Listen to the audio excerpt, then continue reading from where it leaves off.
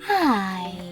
In front of me is NUBIA Red Magic 8 Pro, and today I would like to show you how you can delete a password added to Google Passwords Manager. First of all, go into Devices Settings and scroll all the way down to access Google section. Then click on Autofill, Autofill with Google,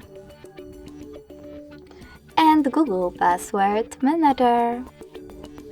Following that, to remove one of your passwords, tap on the one that you wish to get rid of and enter your current login method. Lastly, hit the Delete button right next to the Edit one and confirm your choice in the pop-up. So when I do that, as you can see, my password was successfully deleted from Google Passwords Manager.